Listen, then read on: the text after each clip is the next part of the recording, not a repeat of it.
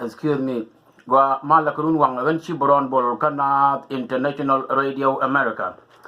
Raja ke yakatong nat katong ne ne tena ke yen gua ron wang guru ti tipu kun ya tipu arodun palping ke yen Nuëri wi mon ke lewa ko bi yen liang dien na bi yen kanok en wale adio le ni chang ka baro kapayen diodien ron ki ne dang rawa with the well bangwan and yen kon chana tel music wale kinete ke network issue ni entame chala ni ja kamala chala recorder ba kula transfer ke ye and message and yen kinete ke network issue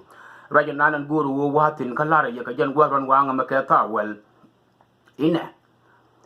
kwa ke lebi ben ke cheng di jeg dia lo kon tin chana le ko dan ko Nuëri lo kon mi je ga ja bare dan ba kon jek him me chiriya ga me kon jeg an tama pan ku riya pai tu ga garwo gar ko chang pan kan taban ye ke lam chawata na odan ta pan lo chawa la ju wen mon won mi la chala tal fakir me ya di du ku aka lebi ben kan Nuëri chikan gware jo ka chikan gwa ra ajen nyon e nyon kan ku me so Sudan wal ne ke 1983 me ne me chir ke tame alo kwa bad behavior te ka ku kan la nyoka kam kon ko wolet kan kon ka tijia ka chu kon ganen ko ni raye cha la leng lin me dan wo Nuëri de ko ku logdi aram nagiya ku yana to po da taram ta nak ku ta ku na to po da taram ta nak ba ku logdi je wen mon yes of course ki den ka che opportunity de mo gwa che jek me bok me be game be play ga ko kon do le tot pa ne dul Dr. I.R.A kan ne wudu la chal ke asayas dung Eritrea ka tal pakir ma ya de do la ya dol pan che ga wo je ku aga le ko Nuëri wunu yale garwo gar ko medana jene ti jene nang la chale ma tianga nyor de ni so Sudan ke Nuëri ziom me tamme te luin dok ka jube tamme te kilo banga kana taban de nga ji ci kara ga ma char medan akane yara ma do ku ma gan tamme la la ba nyok nak kaya me ban jen pe janga pan an wunu yale tal pakir ma ya di do bolo to ko ka kan ko sa to ke te ta jana tu ku garwo to pot ka ta jan ri chonkel ka taban kan ka ro di na re ku ma ga ha atam ki bad behavior mo ke vet image mo cha wo to go cha wa la wi dan ko Nuëri la do medan ta ko le wunu yale Marial Benjamin cha ko lan medan me information minister chu ju ku le wa ga list ka London ne kap ku le ko kon ko ne di ko kon di list makai le lu ka yo na ne jini itel Nuëri cha na kon ne ke ju me na ga Nuëri according to God dia de kon tin te ji London ara ma ko la ko yura ten tinun yen Nuëri di alan tere jok pan ten ra ma ne kon je tele mai u tidi ka ken kon ba kon yar ka e ji wen mon an ta kon be ngat ke ka ji let kon lat ka no kon ga ti ya but ko wo ko responsibility e ma kan wo ne kam dan e ma ka ke wu dang e ban ne to based on wo tan nga je puji ta ko le ga me je tele ma bro lo kon chana bile ru ba kon tu yar je wen mon ka chi to ko re ga di de me chere ga ya yo le na ta pan wa la wi dan kon dial he ko je ka Nuëri wo je la Dr. I.R.A asayas la re Uganda la re Kenya and then big wen mon dial to ba transfer wi mon dial Nuëri ga ne di je ko we are not bad kia mara na ri dan di de me da kia dan wud danga che be malar ka tok de hilat kon mo gwa be we gon me ba kon destroy ga je like this politically take away dan ne ku da labale use me dan I'm not happy ka ma ki to ga ta pan taban yana garwut me ki ala da me yo luin ala be di me ka ko kon dial changram ajen mata nya goro balla fu yola tem ci dun men da den jene according to gun mi la chal ke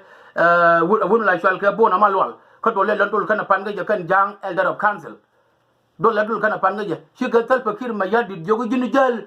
ne bar ga dal ngu ci be tok no ko re ki la be tok kan wala tam they are preparing kan ti ci go rodien tok jini ngu jal ne bar ga dal bere ba to ko re ki la ban ne tok ku ga ti ci ko ngi jab ko no go bi go ko content maneken according to Radio Tamaza kaya ni Nuëri wun Nuëri wun nana dia dan tala dia danen kwana chunga je wo kon de lo mal me bipen de lo mal ba kon yon ma da wud danga ajen ko tal fakir ma yadi ko barga dala tour ke de men pride bere nan ko je tour no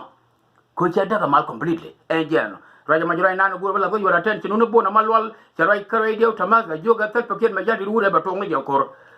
kan ku implement mal ka ba ko implement but we je tibi implement ya jona mai de ko Nuëri chiko no go ban ga mo ga sha according to bona malwal the header of Jang of Council again Chine Community Penraiding Party a changa wel bakel ka pai dok Chine Community we Chine Bogundi nyolol bijuk kut chen cha nyolol bijuk kut chen bo nyolol bijuk edia look we the look again we Chine indeed under the leadership of the Tiang Yala Boldor but ka ngar dorm la chole ho mahana Nebraska ke March 16 again we walked indeed under the leadership of Touch Pedro Dam. Again, but this weekend, Dormalachal came and came to Minnesota, the 9th of March. Contact invited consulting the kind of North and if you are on Minnesota, keep be somewhere. Especially in God, your audience. I invited Kobia Ben Guadal number, Kajan this weekend, this Saturday. Come and came to Minnesota. Again, excuse me. UCA of USA under the leadership of both Red One, Bangar as well, Omaha, Nebraska, Kajan this weekend, Bob. The March 9, and Jan, Newmandan, Sweet Angel Queen, Nyajok, the Lord Court, I invited Ko Bunter and Gua, Marka UCA and more, and Jan, Shelong Community Association of USA, election day, a chunk of Jandanga with a dock pie dock. Luagandana like John Go Paltin, Omaha, Nebraska, Shelong Community Association of USA, but take a election, Kachanka. Jandanga with a joke. Kapayan Jordan me Luaganan Lula Yali John Go Paltin Koma Nebraska. Kondo Conke Kennedy Kakan Chelam Lual Sholdam. Kanananga and allow upon a montapan can't you the banker. Milano Mandana Lual Sholdam, Kondama Payam. Again Chung Rodamo Ka Shelang Community. Ramguru but take information Bitaloanya Yen, Taloy Kulang Sol, Bija contact. Again, and by Yerki and Arabak and Yoko letter loy. Yerki and Arabak and Yoko letter loy, a Yoto Corner Chakam Nav International Radio America. Yerki and Ari, Yaloka dial.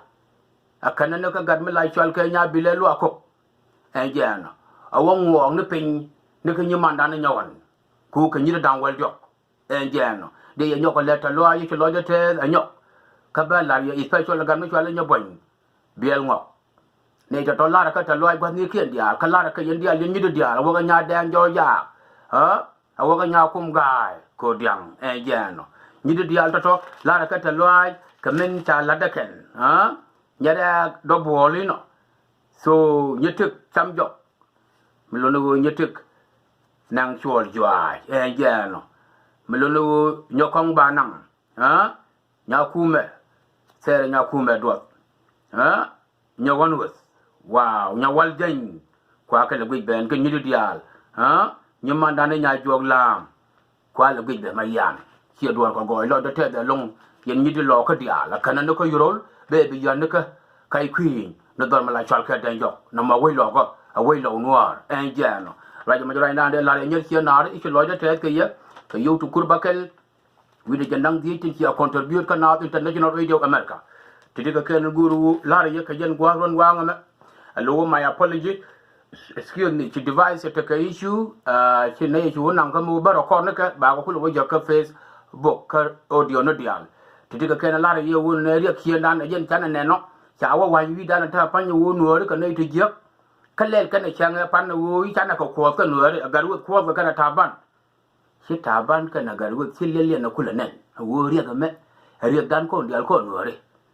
Chachula wouldn't worry, I'm a jack, according to Wujanga. Wow. What Betty may wire come con. Kukora, one of them younger. Kawin me away done. I am very sorry. But tell a wabba within a gun water. Tell a wabba within a gun water. Tell Ladian to Jagan or by your trade. Who was a double and war, Kachanga Chakal and war, Kabali and war. And Jano. Mandodian Quatin la Larke by God, Tamagat, one quaka abuse and Tam roll water. La Garananke will not hear man down, he will not my land, he will not look at, he will go. Come here, you to all la God, we are abused. chong we liu na gadu thong ma bia kula ngaji di ngun na jamo ha kwana marta moy de jagya ka to kwana ka pel la gada nanke ya wo chong dor mi ko khiba a wo chong dor ma lende batarang mo gada ma abuse e chong mo te gan ma ton ma cha wa abuse cha nang yen na ka ko be cha nang ne ri ne ga me la chale le dor me la chal ke ngwan me dor me la jing mi yu we dor che ma do na ta ga cha wa abuse ka wut me te chong ha mà chỉ cần muốn là cho bắt gạt nó phơi chân nó mẹ lúc mà là gạt mình bara to rồi lúc cái gì thật đâu quan là cái phần trong ngon chỉ gạt đủ lịch mà này kia cũng là cho bằng gạt mò yêu gạt nó thòng mình gạt đấy chỉ lưu cái gì đi cái lưu cái gì loại ya idiot gạt mà lưu cái gì loại cô cha biết là đồ là lúc yên phần là cái thật to anh riêng nhà để cái riêng gạt lấy dạng ấy thật phần là cái gạt Kan ja pali gan wador siaman dona dor go gad wador na dor go gad mal dor wal no forget about that I need to know who ngum gad na ko tel gwa len nga tel dama no gad ba chang dora you bastard awal chi boron bol kana International Radio America here in USA